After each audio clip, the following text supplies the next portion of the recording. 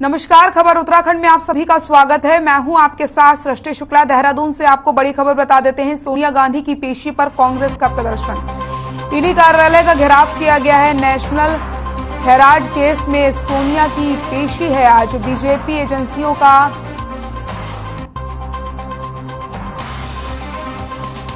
कर रही है इस्तेमाल। तो आपको बताते चलें, आरोप यहां पर लगाए गए हैं कांग्रेस की तरफ से। सोनिया गांधी की पेशी पर कांग्रेस का प्रदर्शन। ईडी के सामने सोनिया गांधी की पेशी पर देहरादून में कांग्रेस का प्रदर्शन। ईडी कार्यालय का यहां पर घेराव किया गया है।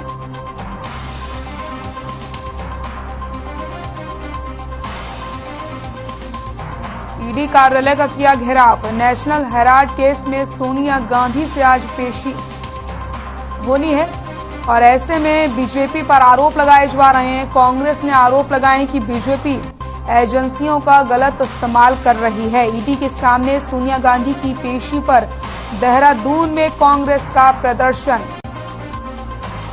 बीजेपी एजेंसियों का कर रही है इस्तेमाल। कांग्रेस की तरफ से आरोप लगाए जा रहे हैं।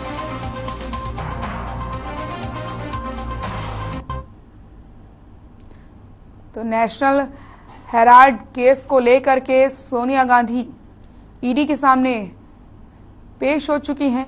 ऐसे में सवाल जवाब उनसे किए जा रहे हैं।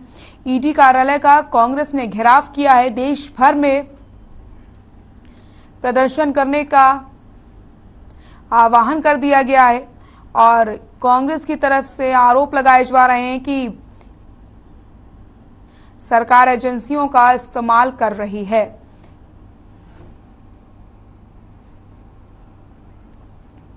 सावन शुरू होने से पहले प्रशासन और अधिकारी तमाम तरीके के दावे कर रहे थे कि कांवड़ियों के लिए सारी तैयारियां कर ली गई हैं, कांवड़ियों के लिए तमाम व्यवस्थाएं कर ली गई हैं। लेकिन अब जब कांवड़ यात्रा शुरू हो चुकी है, तब जमीनी स्तर पर सरकार के किए गए दावों का असली चेहरा सामने आ चुका है। सावन महीने में चलने वाली नीलकंठ की कांवड़ यात्रा शुरू हुए 7 दिन हो गए हैं। इसी बीच 3 दिन में देहरादून की डीएम सोनिका और एसएसपी दलीप सिंह कुंवर 2 बार ऋषिकेश पहुंच चुके हैं। ऋषिकेश पहुंचने पर बैठक करके दोनों अधिकारियों ने सुरक्षा और जरूरत वाली व्यवस्थाओं को पूरा करने के निर्देश दिए हैं। वहीं कल से लाखों कांवड़ियों के आने की उम्मीद जताई जा रही है। ऐसे में अभी तक बिजली, पानी और शौचालय की जो व्यवस्था दुरुस्त नहीं है, उसे कब तक पूरा किया जाएगा, ये यहाँ पर बड़ा सवाल है।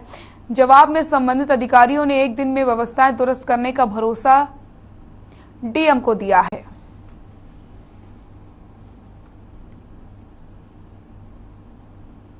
एसएसपी साहब की हमारे जोनल सेक्टर मजिस्ट्रेट दोनों तरफ से यहाँ मौजूद थे और जो कमियां, छोटी मोटी कमियां अभी रह गई हैं, मेनली तो ज़्यादातर सारी चीज़ें पूरी कर ली हैं। कहीं बिजली की व्यवस्था की बात हुई थी और कहीं पेयजल की व्यवस्था की बात हुई थी, जिसका हमने इंस्ट्रक्शंस दे दी और वो भी अब हम कर लेंगे। नहीं, अभी तो हम लोगों ने जो किया है वो एनएच पे जो मेन रूट है हमारा कांवड़ियों का, उसी पे किया है। अभी इनको महसूस हो रही है तो वहाँ पर हमने चर्चा कर ली है। वहाँ चाक चौबंद व्यवस्थाएं हमने कर दिया है और सुरक्षा के संबंध में सारी जितनी व्यवस्था हो सकती हैं वो हमने कर दी है और इसका लगातार मॉनिटरिंग मैं पर डे करूँगा और बीच बीच में फिर आता रहूँगा। सर, सबसे बड़ी बात यह है कि जो सुरक्षा व्यवस्था है उस पर नज़र रखने के लिए सीसीटीवी अहम माने जाते हैं, लेकिन सीसीटीवी कैमरे या तो कई जगह बंद दिखाई दे रहे और पार्किंग स्थलों पर जो निर्देश मिले थे वहाँ पर तो है ही नहीं, तो कैसे व्यवस्थाओं पर नज़र रखी जाएगी? वो सीसीटीवी व्यवस्था जहाँ जहाँ कुछ लाइट की दिक्कत थी स्ट्रीट लाइट में, तो वो व्यवस्था यहाँ पर एक्शन हेडर आए थे, उनसे बात हो गई है और लगभग 65 सीसीटीवी लगाए गए हैं पूरे रूट में, पूरी सारी एरिया में। जितने भी हमारे जो स्ट्रेटेजिक लोकेशंस हैं वहाँ पर लगाई गई हैं। कुछ लोगों के प्राइवेट घरों में, दुकानों में लगाए गए हैं। उसको भी कहा गया है कि उसको भी देख करके हम इस मेला के दौरान सुरक्षा के संबंध में उनका भी इस्तेमाल हम कर लें उसको। सितारगंज के कई वार्डों में बरसात के पानी ने जल भराव की समस्या पैदा कर दी है। नगर के वार्डों में जल भराव से सितारगंज नगर पोल खुलती नजर आ रही है। वार्ड वासियों का कहना है कि समय पर वार्ड की नालियां नियमित तौर पर साफ नहीं होने के कारण नालियों में मिट्टी और रेत जमा हो गई है, जिससे मोहल्ले की नालियां जगह जगह चौक हो चुके हैं। हल्की सी बरसात होते ही नगर के कई वार्डों में लोगों को जलभराव की समस्या का सामना करना पड़ता है। कई जगह घरों के अंदर तक पानी भर चुका है, जिससे लोगों को परेशानियां और ज्यादा हो रही हैं। वहीं सितारगंज नगर पालिका प्रियंका आर्य ने शिकायत पर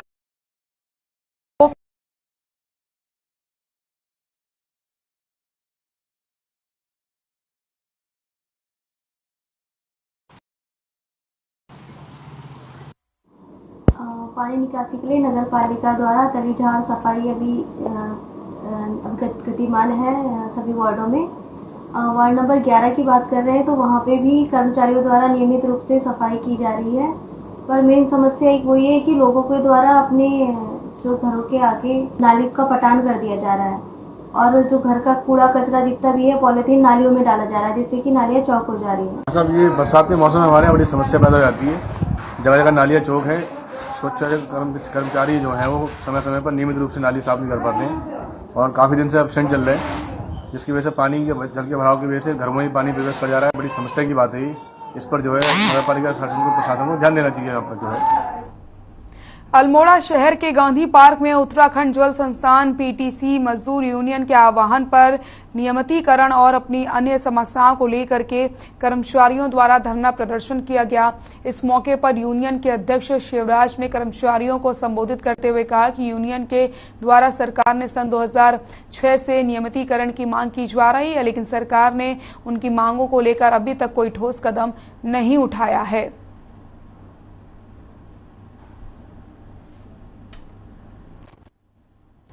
वेतन दिया जाए पूरा, मतलब हम पीटीसी कर्मचारी हैं जो कि आज 3600-3650 रुपये महीने में हम काम करते हैं। हम जल निगम से लगे हैं जल संस्थान में आए, अभी तक हम लोगों की मांग मतलब कोर्ट में भी पहुंच चुकी है, तो अभी तक हम लोगों को कोई निर्णय। जसपुर में लगातार बिजली कटौती होने से जनता परेशान है। वही जनता की समस्या को लेकर के जसपुर से कांग्रेस विधायक आदेश सिंह चौहान ने कार्यकर्ता के साथ बिजली घर का घेराव किया है और बिजली कटौती न किए जाए इसके लिए विभाग के उच्च अधिकारियों से बातचीत की। जसपुर विधायक आदेश सिंह चौहान ने बताया कि पिछले काफी समय से बिजली की कटौती हो रही है, जिससे लोगों को काफी परेशानियों का सामना करना पड़ रहा है। ज्यादातर बिजली कटौती दोपहर के समय में की जाती है। विधायक ने मांग की है कि विभाग में 6 जेई होने चाहिए, जबकि जसपुर में 1 ही जेई मौजूद हैं। कांग्रेस ने मांग की है कि बिजली कटौती सुबह या शाम के समय की जाए। इधर इस संबंध में विभाग के उच्च अधिकारियों से बातचीत की गई है। उच्च अधिकारियों और अधिशासी अभिनेता वीके सकारिया ने आश्वासन दिया है कि जल्द ही इस समस्या का समाधान किया जाएगा।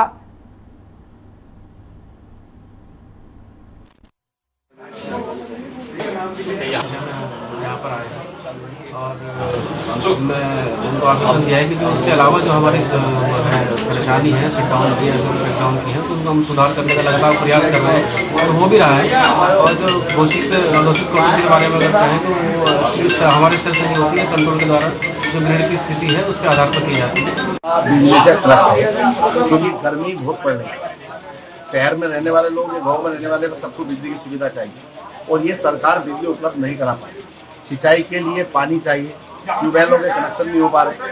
हमारे 80 ट्रांसफार्मर हमने मांग कर रखी थी 1 साल पहले से, जो अभी भी इन्होंने बताया कि मतलब हमें मिलने वाले 45 ट्यूबवेल सूखे थे। अब कल पूरे दिन पहले ब्रेकडाउन रहा और उसके बाद जो है अघोषित। लक्सर में बैंक ऑफ बड़ौदा की शाखा में बैंक की 115वीं वर्षगांठ में केक काट करके बड़े ही धूमधाम से मनाई गई। इस मौके पर लक्सर नगर पालिका अध्यक्ष अमरीश गर्ग व पूर्व अध्यक्ष कई स्थानीय व्यापारी भी मौजूद रहे। तो बैंक ऑफ बड़ौदा की 115वीं वर्षगांठ धूमधाम से मनाई गई है। केक काट करके सभी ने खुशी यहां पर जताई है।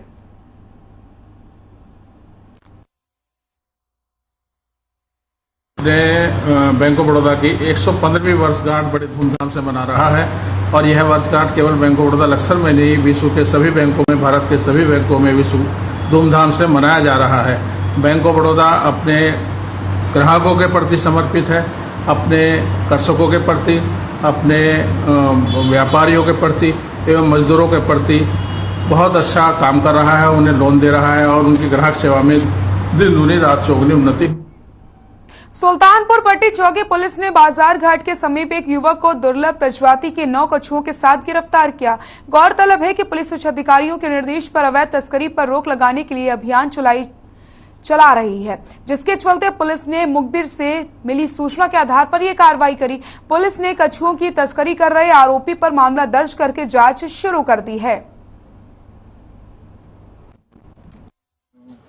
ये अवैध तस्करी के कारोबार पर प्रहार करते हुए ये ताजपुर पुलिस और वन विभाग की संयुक्त टीम ने आज इसमें छापेमारी की और इसी के तहत इन्होंने एक आरोपी अरुण, जो कि टांडा बंजारा सुल्तानपुर पट्टी का रहने वाला है, इसके पास से 9 जीवित कछुए बरामद किए हैं, जो कि दुर्लभ प्रजाति के हैं और अलग अलग की आयु सीमा के हैं।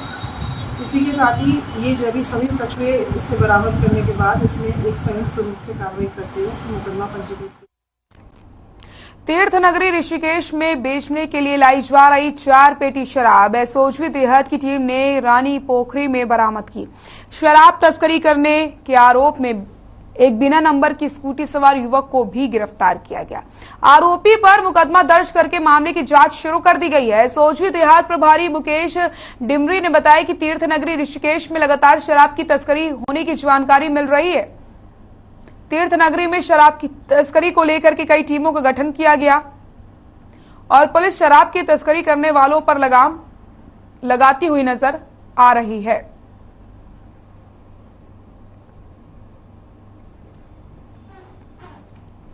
तो रानी पोखरी में ये गिरफ्तारी हुई है, जहां पर 2 पेटी शराब, माफ कीजिएगा 4 पेटी शराब भी बरामद की गई है। तो लगातार पुलिस अभियान चलाए हुए और यहां पर सूचनाएं मिल रही थी कि लगातार शराब की तस्करी की जाती है। ऐसे में पुलिस प्रशासन पूरी तरीके से मुस्तैद नजर आया और यहां पर एक बड़ी कार्रवाई करते हुए 4 पेटी शराब बरामद की गई। शराब तस्कर भी पुलिस की गिरफ्त में हैं।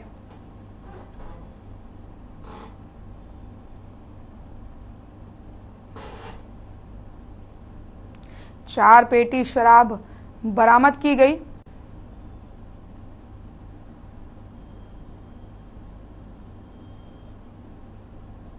रानी पोखरी में ये गिरफ्तारी हुई है।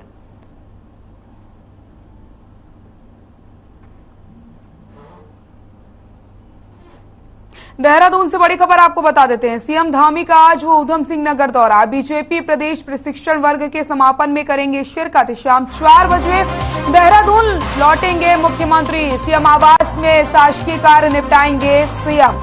बड़ी खबर बता रहे हैं आपको, शाम 4 बजे देहरादून लौटेंगे मुख्यमंत्री। सीएम आवास में शासकीय कार्य निपटाएंगे सीएम।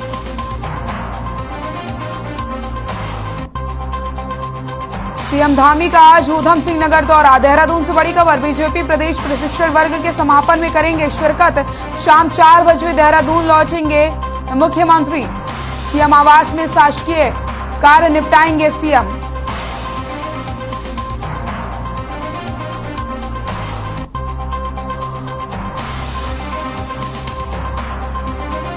शाम 4 बजे देहरादून लौटेंगे सीएम।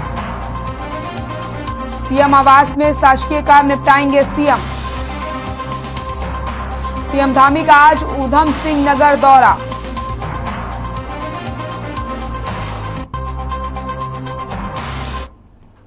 उत्तराखंड में मौसम विभाग ने भारी से भी भारी बारिश का रेड अलर्ट जारी कर दिया है। प्रदेश में बागेश्वर, पिथौरागढ़, चंपावत, नैनीताल, देहरादून, हरिद्वार, टिहरी, रुद्रप्रयाग, पौड़ी, उत्तरकाशी जिले के लिए भारी बारिश का रेड अलर्ट जारी किया गया, जबकि प्रदेश के बाकी हिस्सों के लिए भारी बारिश का ऑरेंज अलर्ट जारी किया गया। ऐसे में आपदा प्रबंधन विभाग ने भी सभी तैयारियां पूरी कर ली हैं। प्रदेश के आपदा सचिव रंजीत सिन्हा का कहना है कि मैदानी और पहाड़ी जिलों में जिलाधिकारियों को उचित निर्देश दिए गए हैं। मैदानी क्षेत्रों में बाढ़ का खतरा रहता है, इसलिए राफ्ट और बोट की व्यवस्था पहले से की गई है। वहीं पहाड़ी जिलों में लैंडस्लाइड और सड़कें बंद होने की दिक्कत होती है, जिसके लिए विभाग ने तैयारियां पूरी कर ली हैं। आपको बताते चले, प्रदेश में अगले 4 दिन बहुत भारी बारिश हो सकती है। मौसम विभाग के अलर्ट को देखते हुए उत्तराखंड के जल विद्युत परियोजनाओं से संबंधित डैम प्रबंधन को भी इसके लिए सूचित कर दिया गया है।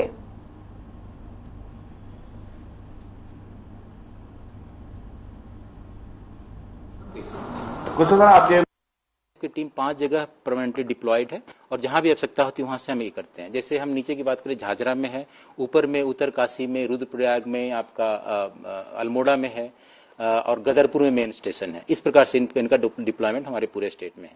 लाइकवाइज अगर एसडीआरएफ के बारे में 42 जगह उनका डिप्लॉयमेंट है और एसडीआरएफ में लगभग 8 कर्मी मिनिमम हर टीम में होती है, 42 टीम। देहरादून से बड़ी खबर आपको बता देते हैं। बारिश के चलते प्रदेश की 202 सड़कें बंद, 26 सड़कों को खोला गया, 176 सड़कें बंद हैं। सड़कों को खोलने के लिए लगाई गई 228 जेसीबी। पीडब्ल्यूडी अन्य सड़कों को खोलने का कार्य कर रहा है। विभाग के सभी इंजीनियरों को अलर्ट पर रहने के निर्देश दिए गए हैं। सभी कर्मचारियों को अलर्ट मोड पर रहने के निर्देश आज जारी कर दिए गए। बड़ी खबर बता रहे हैं आपको। बारिश के चलते प्रदेश की 202 सड़कें बंद, 26 सड़कों को खोला गया, 176 सड़कें अभी भी बंद हैं। सड़कों को खोलने के लिए 228 जेसीबी लगाई गई हैं। इसी के साथ पीडब्ल्यूडी अन्य सड़कों को खोलने का काम कर रहा है और ऐसे में सभी को अलर्ट रहने के निर्देश भी जारी कर दिए गए हैं। सड़कों को खोलने के लिए लगाई गई 228 जेसीबी।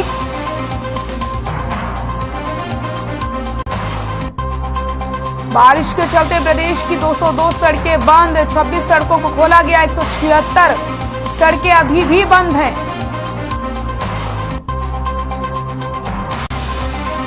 विभाग के सभी इंजीनियर्स को अलर्ट रहने के निर्देश जारी कर दिए गए हैं और 228 जेसीबी की मदद से सड़कों को खोला जा रहा है।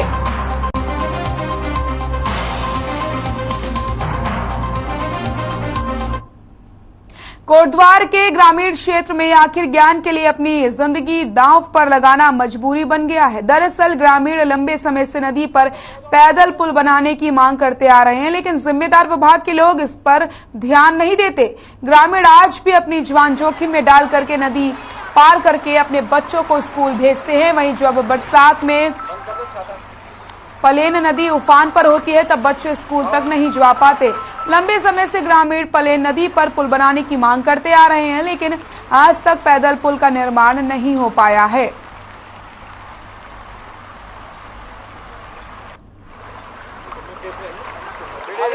इस पे पुल न होने के कारण तो आप देख रहे हो कि यहाँ पे इतनी कठिनाइयां होती हैं। यहाँ पे आप जो गांव की बात कर रहे हैं तो यहाँ पे आगे अब तो यहाँ पे आपको थोड़ा सा दिखाई दे रहा है, लेकिन यहाँ से आगे कम से कम 8-9 गांव ऐसे हैं जो यहाँ इस नदी पे से डिपेंड करते हैं, यहाँ से चलते हैं। लगभग इसमें हमारी 3-4 तो प्राथमिक विद्यालय हैं और इंटर कॉलेज हैं। तो ऐसे ही मतलब कि न जाने मतलब कितने ग्रामवासी हैं आगे की जिनको अनेक प्रकार की कठिनाई। खबर चमोली से जहां हेमकुंड साहिब यात्रा के मुख्य पड़ाव घांगरिया की दूसरी साइड भारी भूस्खलन हुआ। वहीं भूस्खलन के बाद भारी आवाज के साथ भारी मात्रा में पानी और बड़े पत्थर गिरे। हालांकि हादसे में जान माल का कोई नुकसान नहीं हुआ। वहीं बारिश के चलते फिलहाल फूलों की घाटी और हेमकुंड जाने वाले यात्रियों को सुरक्षित स्थानों पर रोक दिया गया है। तो चमोली में भूस्खलन के चलते लोगों को परेशानियों का सामना करना पड़ा। हादसे में जान का नुकसान नहीं हुआ है। फिलहाल लोगों को सुरक्षित स्थान पर भेज दिया गया है। रोड पर पत्थर और पानी गिरा है भूस्खलन के चलते। आप तस्वीरें देख सकते हैं किस तरीके से भूस्खलन होता है और उसके बाद पानी का बहाव और ये पत्थर कैसे रोड पर आते हुए आपको इन तस्वीरों में नजर आ रहे हैं।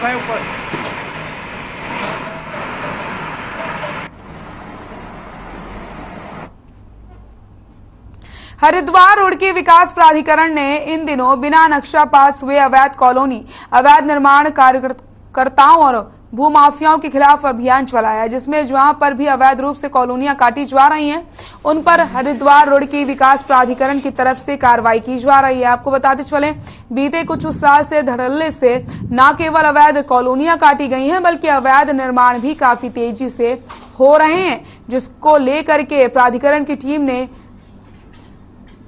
बहादुराबाद, रानीपुर, आनेकी, हेतमपुर और कनखल क्षेत्र के अलावा एचआरडीए के अंतर्गत आने वाले सभी क्षेत्रों में अवैध कॉलोनियों को सील करके कार्रवाई की है।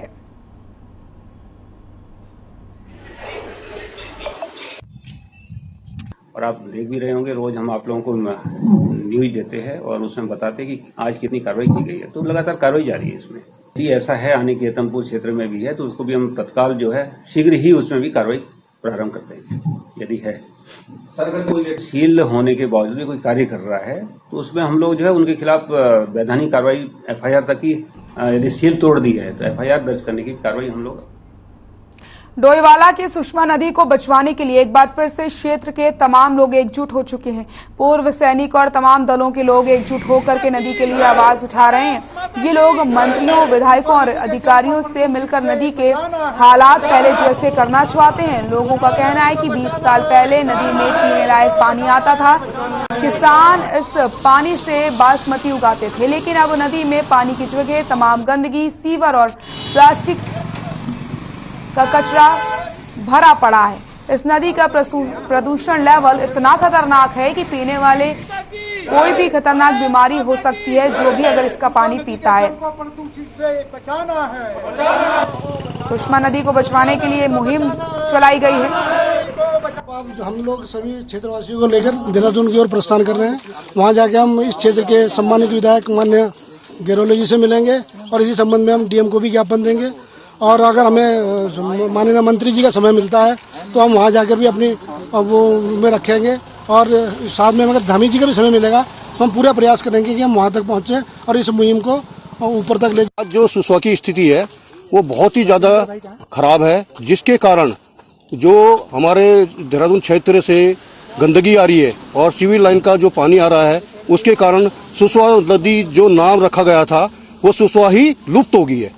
जो सुसवा साग हुआ करता था, लेकिन आज की डेट में उसमें ना सुसवा साग है और जिस प्रकार से इस नदी में मच्छी काफी मात्रा में होती थी और उस गंदगी के कारण मच्छियां भी मर रही हैं। हमारा निवेदन है सरकार से कि इस सुसवा नदी को जल प्रदूषित होने को एक गंभीरता से लेकर नमामि गंगे के अंदर इसका कार्रवाई करें। हमारा एक ये निवेदन है और एक यही प्रार्थना।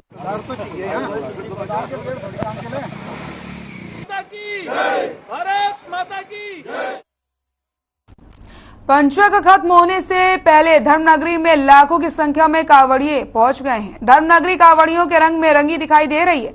हर की पैड़ी के आसपास बाजारों में भोले के जयकारों के साथ ही भगवा रंग पहने कांवड़ियों की नजर आ रहे हैं। कल शाम से हरियाणा के कांवड़ियों के ग्रुप धर्मनगरी पहुंच गए हैं। जिला प्रशासन के मुताबिक 18 लाख कांवड़िए हरिद्वार पहुंच चुके हैं। लाखों कांवड़िए हर की पैड़ी समेत आसपास के बाजारों में जमकर खरीदारी की।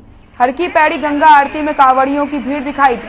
कांवड़ सेल के प्रभारी BL भारती ने बताया कि देर शाम तक 18 लाख कांवड़िए हरिद्वार पहुंचे। बताया जा रहा है कि अभी तक 48.70 लाख कांवड़िए धर्मनगरी से अपने गंतव्य को रवाना हो चुके हैं। पंचक काल समाप्त होने के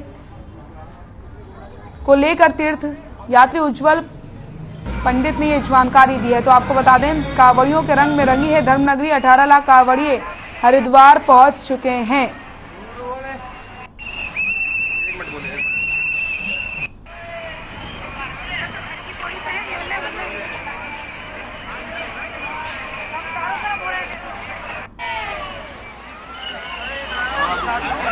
देखिए, निश्चित तौर पर आज 12:51 के बाद पंचक काल समाप्त हो जाएगा और बुधवार 20 तारीख आज के दिन जो यात्राएं अभी 5 दिन से रुकी हुई थी कांवड़ यात्रा, वो आज से प्रारंभ हो जाएंगी। जो शिव भक्त कांवड़िए गंगा जल लेने के लिए हरिद्वार पहुंचे हैं वो आज से अपने गंतव्य की ओर निकल जाएंगे। यात्रा 2 रूप में होती है। जो पंचक से पहले की यात्रा होती है, जब श्रावण लगता है तो यात्रा एकदम मध्यम रहती है और पंचक समाप्त होने के बाद अपना चरम काल पर आती है। आज लाखों करोड़ों गंगा भक्त, शिव भक्त कांवड़िए अपने गंतव्य की ओर लक्सर विकासखंड के गांव सेठपुर में समाज सेवी बाबू राम सैनी की ओर से सरकारी स्कूल में गुरु कृपा मेडिकल सेंटर रुड़की के सहयोग से निःशुल्क चिकित्सा कैंप का आयोजन किया गया, जिसमें doctor BS Barman, general physician और डॉक्टर अनीता सैनी मौजूद रहे। इस दौरान समाज सेवी बाबूराम सैनी ने कहा कि निःशुल्क स्वास्थ्य कैंप लगाने का उद्देश्य यह है कि गांव के गरीब और मध्य वर्ग के लोग जो यहां से रुड़की जाकर अपना इलाज नहीं करा सकते, उन लोगों के लिए रुड़की से डॉक्टरों को यहीं बुला करके दवाइयां उपलब्ध कराई जा रही हैं, जिससे कि गांव के सभी लोग स्वस्थ रह सकें। उन्होंने कैंप कार्य का आयोजन किया। हाँ, इसमें जांच भी है और जनरल फिजिशियन है, सभी बीमारियों का प्राथमिक उपचार किया जाता है। यहाँ डॉक्टर अमित सैनी है, डॉक्टर BS वर्मा और शेठपाल जी हमारे सिस्टर हैं। कैंप इसलिए लगाया गया है, हमारे गांव के गरीब और मध्यवर्ग के लोग जो रुड़की जाने से वंचित है, उन लोगों को यही रुड़की से डॉक्टर बुलाकर दवाई उपलब्ध करा सके, जिससे हमारे गांव के सभी गरीब और मध्यवर्ग के लोग स्वस्थ रह सके। खबर उत्तराखंड में फिलहाल के लिए इतना ही। देखते रहिए हर खबर। नमस्कार।